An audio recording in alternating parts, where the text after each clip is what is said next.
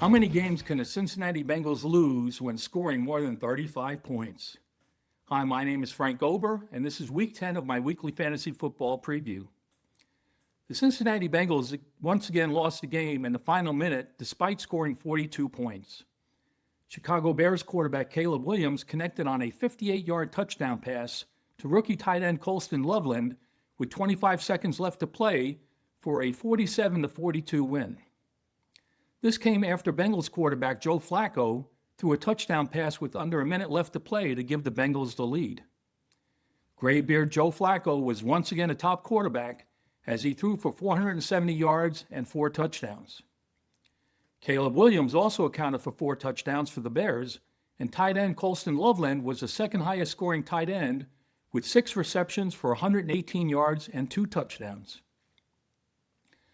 Other quarterbacks who threw 4 touchdown passes in Week 9 included Lamar Jackson of the Baltimore Ravens, Sam Darnold of the Seattle Seahawks, Matthew Stafford of the Los Angeles Rams, and Geno Smith of the Las Vegas Raiders.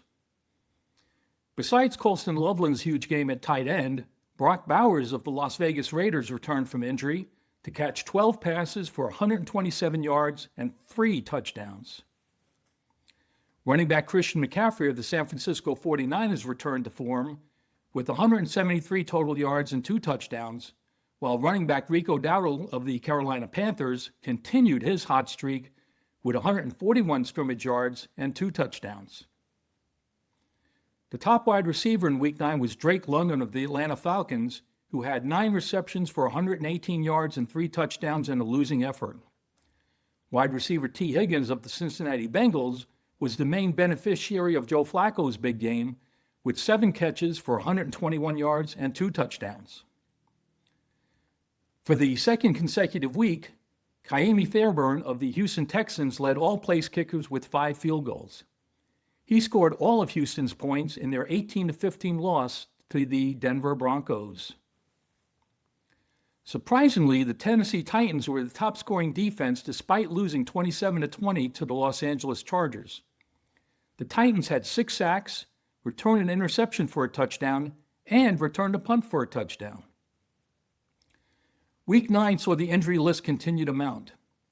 Quarterback Jaden Daniels of the Washington Commanders, who just returned from an injury, dislocated his shoulder and is probably done for the year. Meanwhile, quarterback C.J. Stroud of the Houston Texans suffered a concussion and his availability is questionable. Another major blow to fantasy owners is the loss of tight end Tucker Kraft of the Green Bay Packers, who tore his ACL and is done for the year.